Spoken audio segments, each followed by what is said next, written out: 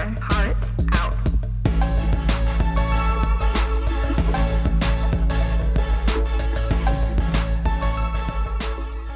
Hi, I'm Kayla Ogden. And I'm Rachel Sear. And this is Write Your Heart Out.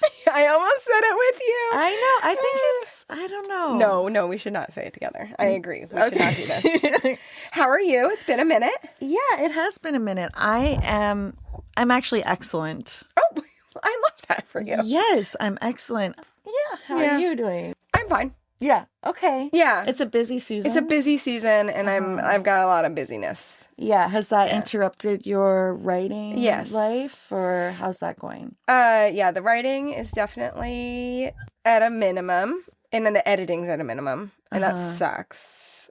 But it's also like resistance in full form. Like, I've had the option, and then I just didn't do it a few times. Yeah. And I have to be in the right headspace, it seems. Although when I have the opportunity to give myself the headspace, I don't take it. So, like, I got to figure that out. Yeah. How's your writing going?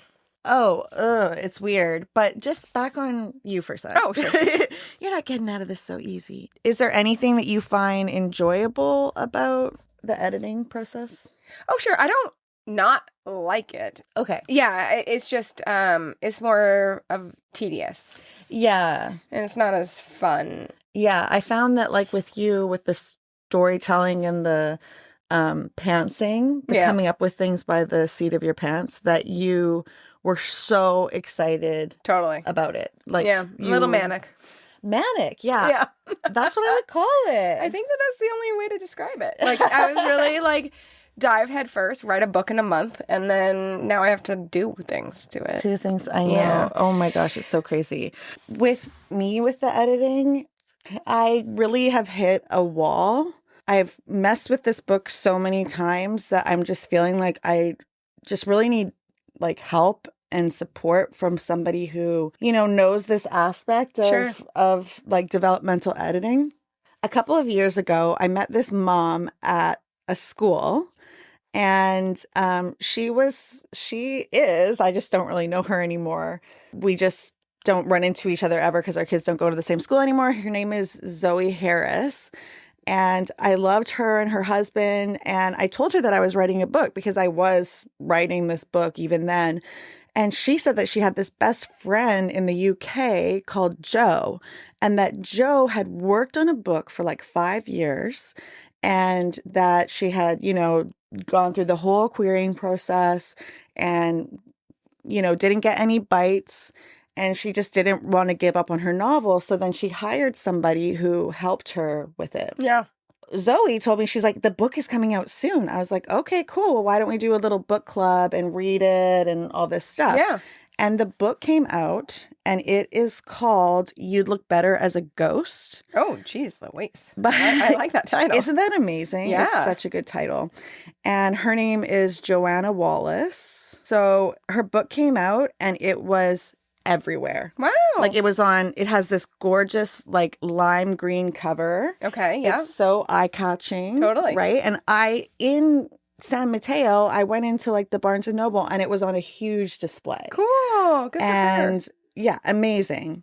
And she's a mom and all this stuff like me, right? And so I really identify with, like, how she worked on her book for so long and then kind of got stuck. Years later now, I was like, okay, so I just messaged her, and I said, you know, our mutual friend mentioned that you had worked with someone on your book when you kind of felt stuck. And she was so nice. She responded to me right away. She has a new book, by the way, that just came out called The Dead Friend Project. I liked her title choices. Yeah, and You'd Look Better as a Ghost is a really good. It's sort of like, who's that guy that kills everybody in that show, but he does it for good? Oh, Dexter. Yeah. It's kind of like a female Dexter kind of thing. Okay. And then it goes into, like, her childhood. Only she doesn't kill for good reasons. It's just sort of a serial killer lady. Just for funsies. And it goes into, like, her childhood as, like, a creepy psychopath child, which I like. Give me all the creepy psychopath children. Sure, yeah. Love that shit. Like at the push. Yeah. You know, that kind of shit. Totally. So anyways, it's such a good book. I highly recommend You Look Better as a Ghost. It's really well written. And apparently, yeah, so she got really helped. So then she sent me who she worked with, and it's this collective in the UK, and I've never seen anything like it. I guess the closest thing to being like it, I would say, would be like the Novelry. Okay. They have services where they do deep dives into your work and help you, and you can choose sort of like a package, and then when you're done there, sometimes they kind of hook you up with an agent. Oh, that's amazing. Okay. Yeah. So it's amazing, and I'm totally going to reach out to them and see. I feel like this is a huge like privilege move, which makes me sad because it's like I'm going to pay somebody to make my book publishing ready and to introduce me to the right people. And I just feel like, yeah, if I were broke, I would never be able to do this. If this works out for me and if I, ever make money from this project, I would definitely like to support somebody who is in a place in their life where they couldn't afford something like this. Yeah, and offset kind it of, a little bit. Yeah, like pass on the privilege. I do think that broke people, and I've been broke before, okay? Like, do not get it twisted. I've lived in shitty basements where you couldn't have gotten out of if you had a fire. I've not been able to pay my rent. I've been, I've been poor in my life. So I get it.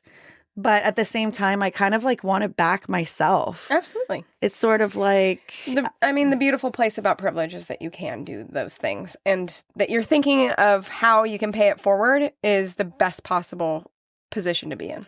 I feel pretty strongly that in the future, Rachel and I will have like writers contests where we can like lift other people up. I don't know if I already said this, but the thing I wanted to say was like, I think broke people and young people who, don't know all the rules and don't have their heads fogged with the politics of like the business side of things. And sometimes their debuts are the best debuts in the whole wide world. There's a huge history in literature of, wealthy men who would just sit at their typewriters and their wives would bring them all their food at their desks where they would just smoke, and then they would go for like a walk in the middle of the day and then go back to writing, and they just had it all. But then there's other people who, didn't have anything, and they shot their shot and made it. So I think some of those are some of like the best books ever that come out. Definitely. Thank you to Joanna Wallace for being so sweet and kind and not gatekeeping and passing that on to me. Absolutely. That's wonderful. I'll let you know how all that goes and what I learned from whoever I end up working with. Yeah, great. I would love to know. So speaking of fucking privilege. Oh, yeah? Oh, wait. Do you have more to say about your writing life? I'd love to hear it. I just got a notification yesterday that I am now published in The Labyrinth, which is a journal. Shit thing. Yeah, but it's a CSM. So I just submitted the compliment after I had won the spot at the Writers' Ruckus. I was like, okay, well, I'm just going to submit this to the CSM.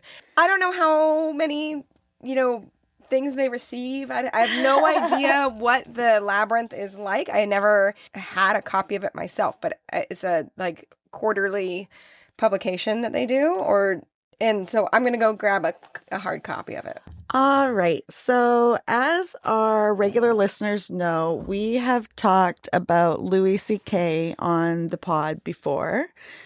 Kind of in the earlier days, I think that when the announcement came out that the comedian had a book deal, I was a little bit annoyed. A little critical. Mm-hmm.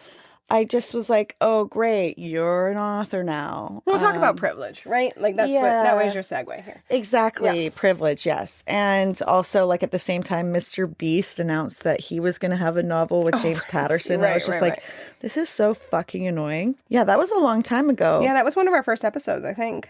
Mm-hmm. Yeah, you can go back and just listen to them all until you find us bitching about Louis C.K. if you want. No. I wasn't sure if I was going to read it, but I did listen to it. And I said, all right, well, I might as well fucking talk about this on the pod. And so I said to Rachel, can you listen to it? And this was 2 days ago. I'm like, it's 10 hours long. Can you listen to the whole thing, please? And she was like, I'll do what I can. yeah. I'll do what I can. She was like, I'll do what I can. So I just want to preface this. I was a fan of Louis C.K.'s work like before he was canceled during the Me Too movement. Me too. Even like before he made it big. So he was cool to me before he was cool, you guys.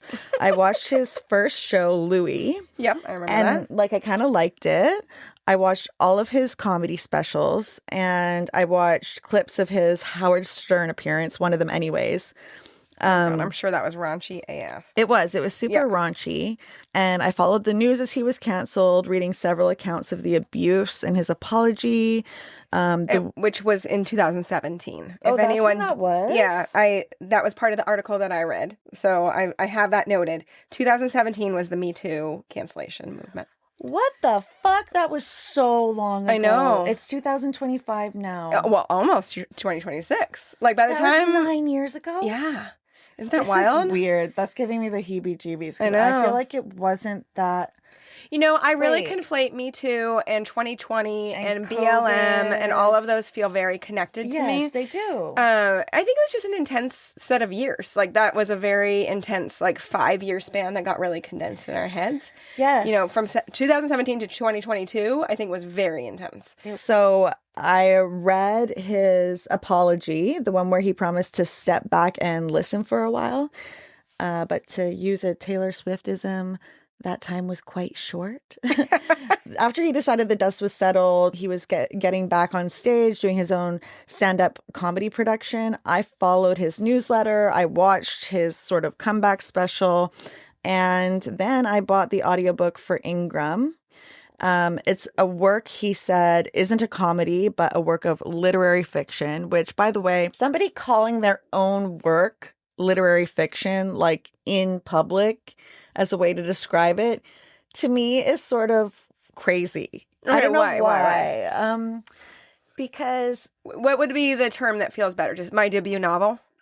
Yeah, okay. My debut novel. It's a work of fiction. Calling your own work to anyone outside of the production of it, like to anybody outside of the inner workings and the business, like your agent or your editor or your publicist or whoever.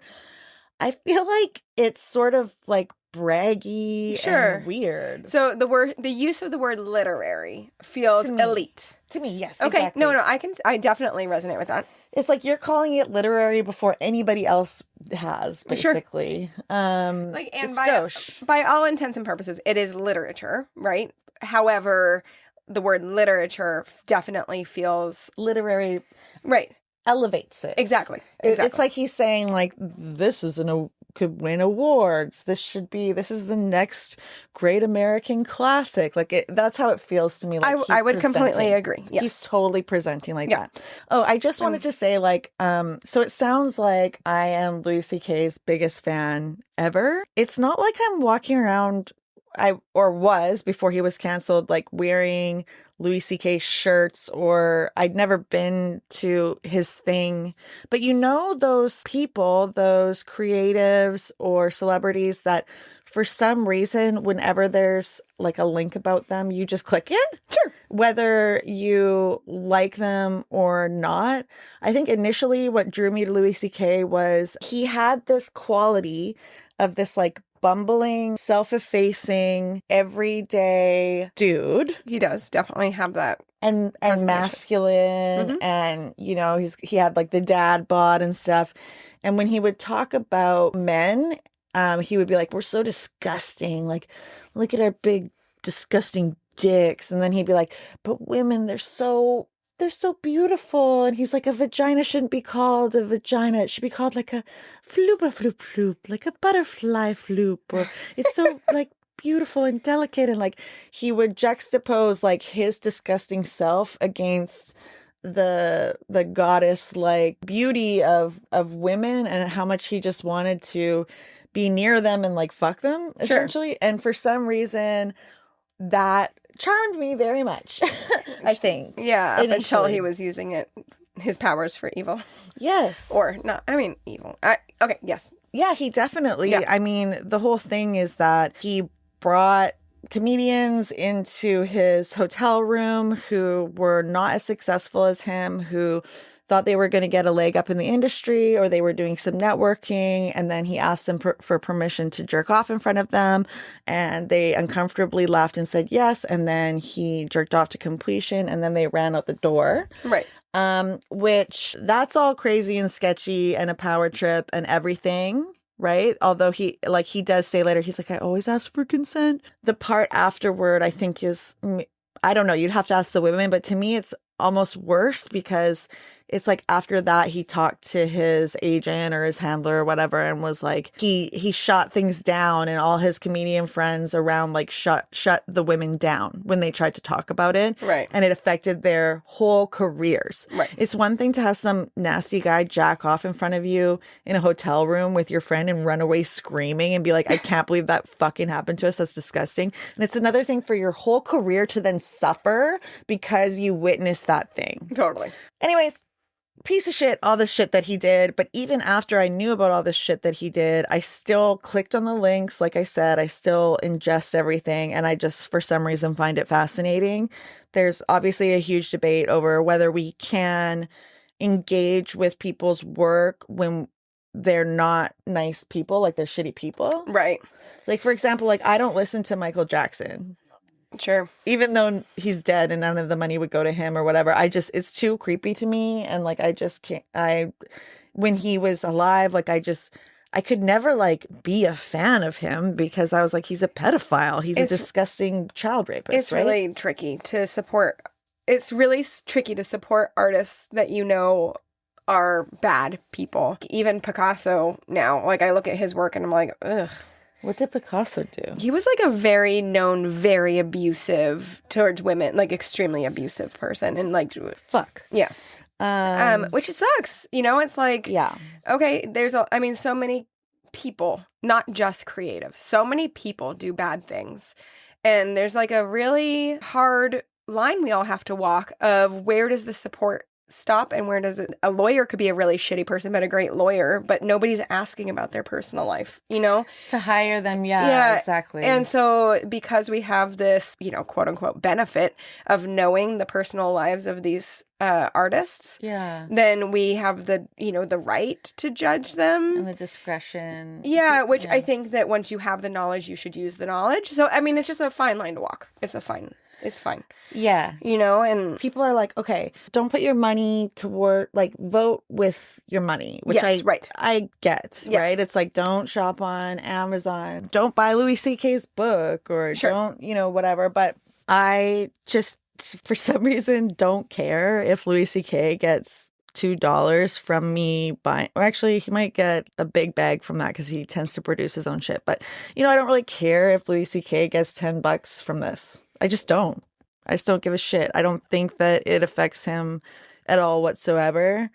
I think, you know, wearing a Louis C.K. t-shirt and telling everybody to think promoting him is different than giving him $10. Sure. Although, I mean, we are promoting him right now.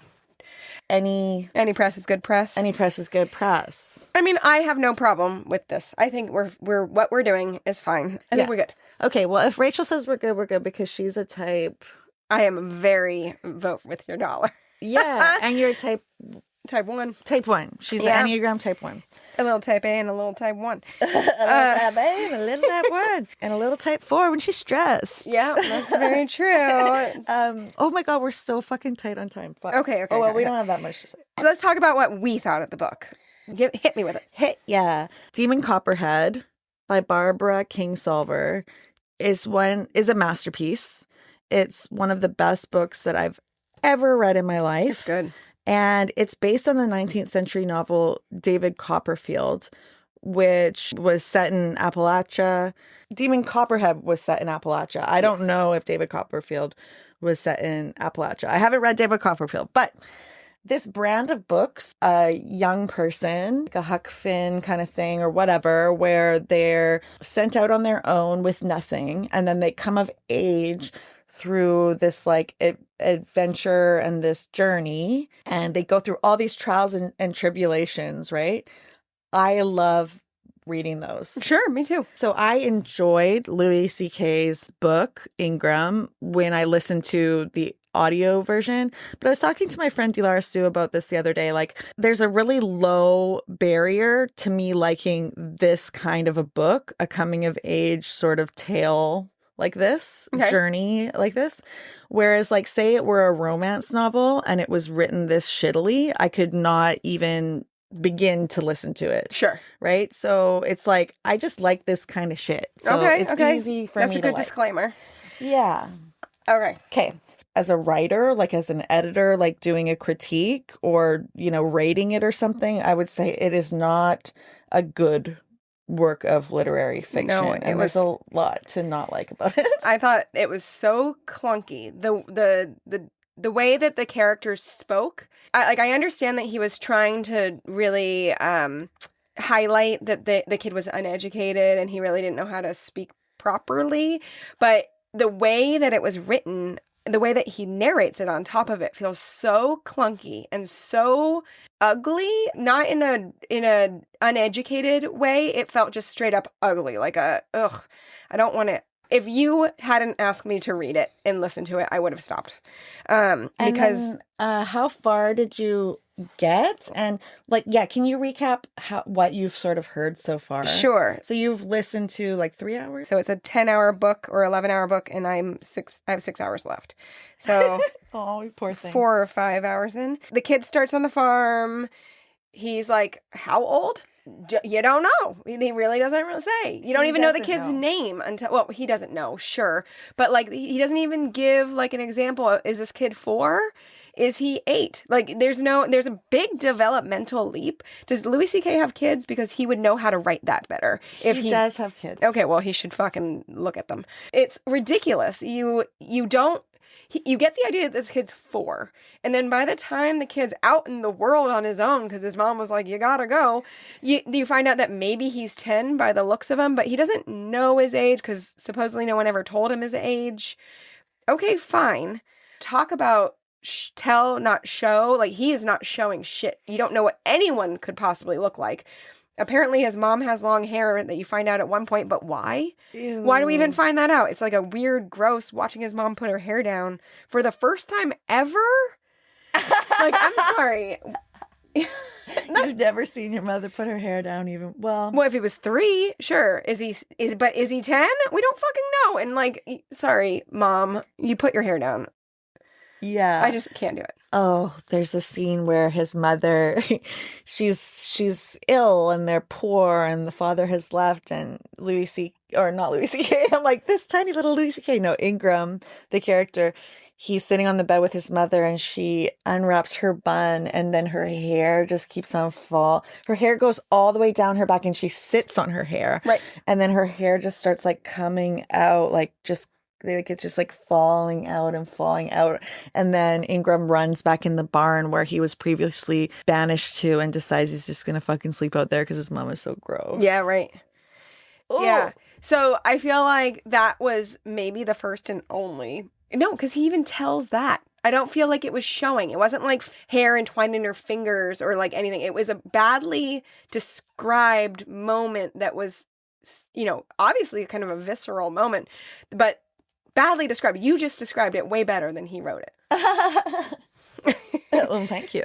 There's no characters that had any. He describes, okay, I'll just preface this by saying I listen to the whole thing, but when I'm listening to audiobooks, I'm doing a lot of other stuff. I'm driving or I'm cleaning or whatever, and I'll sometimes leave the room and things, so I do miss a lot. But I started listening to it again because I knew we were doing this. So I listened to probably about the first 45 minutes over again, and I caught a lot more. And when he leaves his house, so Ingram is banished from his home after his father leaves. They have to sell the farm. His mother is ill and starving, and she says, "Go out on your own, Ingram. I have nothing for you. I can't do anything for you." Because mothers are like that. And then he, starts going down the road, and he meets this mountain by the street. It's just a man. It's just a black man, but he calls him a mountain. And he does describe the way that the mountain looks in so much detail. It's crazy. Like, he describes how, like, the inside of his hands are sort of a reddish brown, but the backs are darker, and the inside of his mouth is red, and his hair looks like a this, and the way he describes this black man to me is borderline indulgent and exploitative and objectifying to Black people, to me. Agreed. And I was wondering, like, because having a child, right? Like, having a 7-year-old child and a 4-year-old child, first of all, when they're like really little, when they're like 4 and under, they don't even really notice people's different skin colors and stuff, which is cool. Like, they're not like, oh, my friend's black, my friend's brown, my friend Asian. Like, they just don't, it's cool. They just don't really, we live in a really, really diverse area. So our friends are from, all different colors of the rainbow and cultures and stuff. And then as they get older, yeah, it wasn't really believable to me. But I did like that when Ingram is meeting this homeless man, the mountain, and he describes him so vividly. Like, the character says, "I never knew that looking at somebody's face so close up could be so perfectly pleasant." And I was like, oh, well, that's actually like a very endearing quality to Ingram, that he is this boy that's been so isolated. The mountain is one of the, under 10 people he's ever seen, like, close up, probably. I like the character of the mountain. Yeah. It was a little pat, though, because then the mountain, the first person Ingram meets on the road is like, "When I was 10, my mama cast me out of the house, and I had no money at all, and I had to go wander." And it's like, how many people are going around wandering at 10 years old, and their moms are just kicking them out of the house? Wait, what year does all this take place? Does he ever even say that? No. See, what the fuck? We need more details, or at least show us what year it is. What kind of cars are they? Describe them. Like, there's trucks on a motorway. What kind of cars, what kind of trucks are they? I feel like there's no descriptions of anything where you can get your bearings. I read this article on Slate, which was like a review of the book. Let me just pull it up here. Where the fuck did it go? The title's Louis C.K.'s debut novel is a mess. Yeah. It's by Laura Miller. This is a very well-written article. Oh, there's like a very he looks like such a dum-dum. Huge picture of Louis C.K. Oh my gosh, you have to read this. So she goes, 6 months ago, this was in November, Louis C.K., the once acclaimed comedian disgraced by revelations of sexual misconduct in 2017, announced in an email, "Turns out I'm also a novelist," which is like exactly how I took it. Like, that it was so shoddy. And he says it's not a comedy book. It's a literary novel. It is literally a literary novel. What she says in her article is that the most interesting thing that she thought about the book was the outside world, and that he barely even touches upon it because we don't know when it's set. It's either in the future or it's like a different timeline. You know what I mean? Like, there's these alternate what gives her universe. that idea? Later, Ingram goes to a town called New Austin. Okay. And he's like kind of looking around at all the people, and he's like, there were men wearing dresses and ladies with beards, and they were wearing all this bright clothing. And, interesting. And it was called like New Austin, and New Austin was like work together, live apart. Okay. So the segregation between Black people and white people in this reality was starting to, I don't know, New Austin wanted Black people to come and work with the white people, but not live with them. Interesting. So for some reason, Louis C.K. has written an alternate reality or a futuristic book where segregation is a thing again. Okay, great. Yeah, why don't we make segregation between Black people and white people, of all things, a thing again. Right. At the mention of segregation at the beginning of the book, it felt very clear that it was set in like the 40s or 50s. That's when you think it's, the 40s or 50s, and he's getting sent out, and things seem way more like old-timey, that a child would get sent out of their house and no shoes. Right. Maybe it's the Depression or, Right.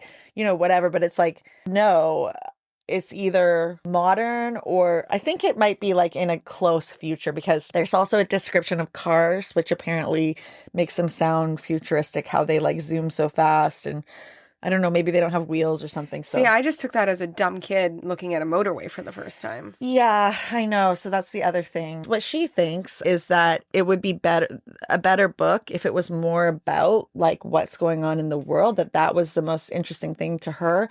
That wasn't the most interesting thing to me. I think that Ingram's story could have been well told in current day Texas. Absolutely. It does not have to be in a future, like the segregation and shit. He could literally just comment on real life, literal segregation that happens. Right. None of this tracks for me. I feel like this alternate reality, that's just an excuse for his shitty descriptions of other cultures. Like his description of the Mexicans that he works with in the cornfield, and his description of the black people that he's come across, 4 hours into the book. They're shitty descriptions, and then listening to him narrate it was painful when hasn't done an accent for anybody until he does the Mexican accents. And then it was like, oh my God, shoot me in the Mexico. foot. He's Mexican. Oh, he is? He is. Isn't that crazy? Okay, Louis fine. C.K. is Mexican. Then you can do your shitty Mexican accent, Louis C.K., So- but it felt off-putting. I was like, oh, like he's speaking Spanish. I don't know how much Spanish he knows, but Doesn't speak it very well. oh, okay. Do you speak it? No. But it sounded clunky. The whole book was clunky. Okay. This book is a first person book, right? He's like, I did this, I did that. Sure. And what you find out later is like at the end of the book, he's a man. He's like 17 or 18 or something, right? A young man. And so he's telling this story as somebody who has seen streetlights now, Sure. who knows what cars are and motorways Sure. and all this stuff. When I'm looking back on my childhood, if I were to say, like he says at one point, he's talking about, I think, an overpass, and he says, I saw a tall rusted tree, and he's clearly talking about like a pillar of some kind. But then later he talks about the poles, and he knows what poles are, but he doesn't know. And if I were talking about my childhood, say I had never seen the ocean, or no one told me about a boat or something, and which is just crazy, and I saw a boat at like 8 years old, but I was telling the story when I was 20, I would tell somebody I saw a boat. And to me, I was so confused because I didn't realize that people traveled on water that way. Or to me, the shape seemed crazy. I didn't know how it could float or something like that. But you wouldn't be like, and I saw this huge banana, but it was made of metal. Right. And there were...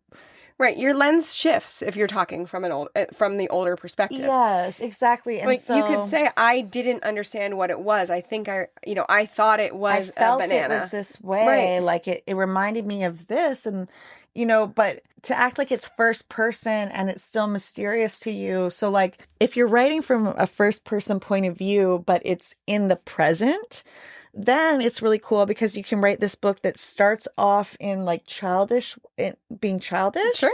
And then the writing can mature as you go up, which I think is like a super exciting device as a writer to be able to let the voice of the story evolve and mature. But because Louis is writing it from the 18-year-old's perspective, he never tells you who you are, like why he's telling the story to anybody or like how he's telling it. It's not epistolary, so he's not like writing in a journal or anything. And at the end, he's just like, oh, should I tell you the end, or sure. you don't give a fuck? At the end, he's just like, oh, and I rode off with my dad, and me and my dad rode off in the car. Oh, but he's never like, yeah. So that was something I found really needed work. And another quote, I'll read what I thought that Laura Miller said really well at the end of her article. She says, Ingram seems most of all like the kind of first novel that ends up in a drawer and stays there until the author dies. Whereupon, if the writer's fully realized works have won over enough readers, it might get dragged out and published by the artist's heirs. But CK is famous and still has many fans despite his scandals. And what ought to have been cashiered as mere juvenilia winds up printed between hardcovers with a slipcover photo of its author sitting at a manual typewriter and listed for $27.95. This choice does no one any favors, most especially CK, who might have a genuinely worthwhile novel in him if he had the incentive to work harder and longer at the craft. Instead, he's just sitting in the dirt. That's another thing about this book. The little boy at the beginning, he's like, I was either sitting at on the porch or I was sitting in the dirt watching the pigs. And he keeps talking about how he's sitting in the dirt, sitting in the dirt, sitting in the dirt. Just because you're fucking poor doesn't mean you want to sit on the dirt if there's a porch. And just because you're a child. Like, I just don't believe in that. I don't believe a child would literally just sit in dirt. Yeah. For no reason. There's also this like the no shoes thing, and this kid like had a hole in his foot at one point. And then just like medically what was happening there needed to have a little bit more. Like, he was deeply isolated and abused, this child. Right. Not like physically abused, but he was neglected, severely neglected. I just want to say that there were a couple of things that as I was listening to it again that I caught that I thought was like kind of cool. So this child has a repressed memory. The spoiler alert, hella spoiler alert. This whole book, the child, as he's going on this journey, he keeps on having these memories. Like I remember this, or I feel this about this way, but I don't know why. And when he's looking at the mountain's face, this homeless black man, and he's close up to his face, and he thinks it's perfectly pleasant to, gaze upon somebody's countenance at close range.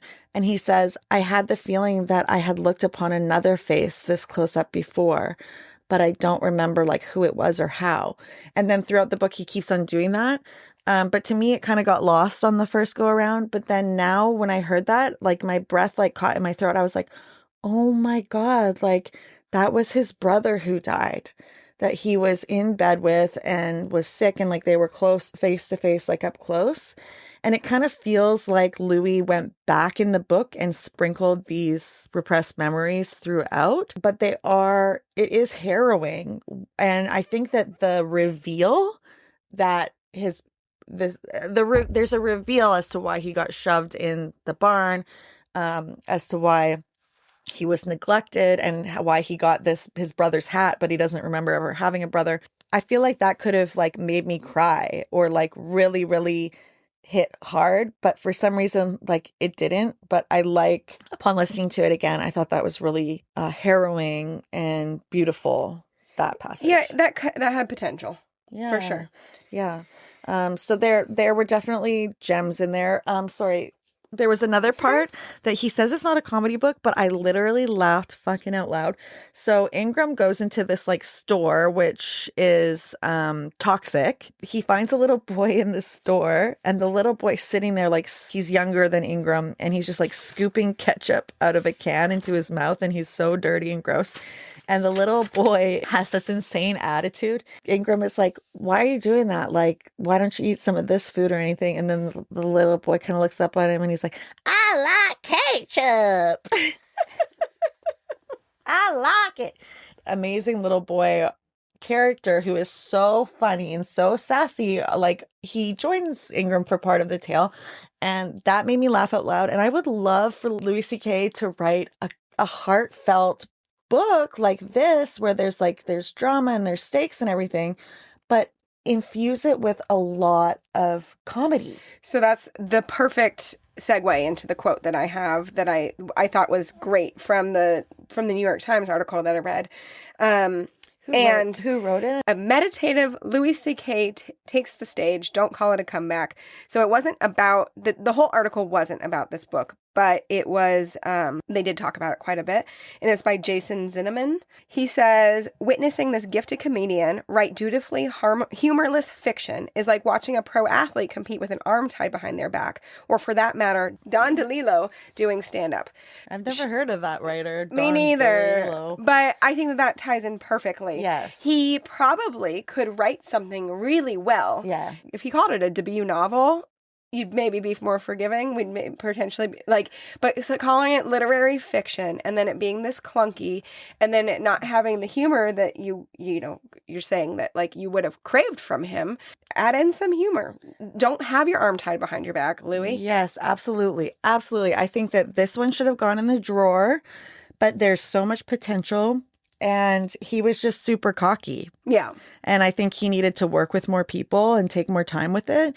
And that next time he should do something similar where it's like funny all throughout. I would read that in a heartbeat. I would love that. So I guess that's our take. Oh, yeah. All right. Sorry, Louis, for being such a bitch, but I'm sure you loved it. I'm sure you not sorry. fucking loved it. Jerk You off to it later, disgusting you pig. fuck.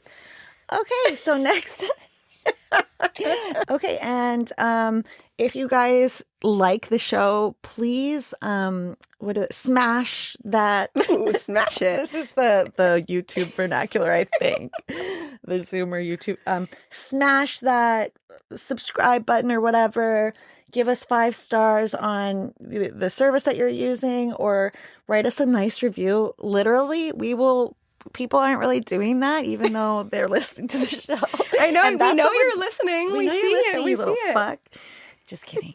What do we used to call them? Hardies? Oh, yeah, Hardee's. Okay, Hardies. We used to call it. We did it one time.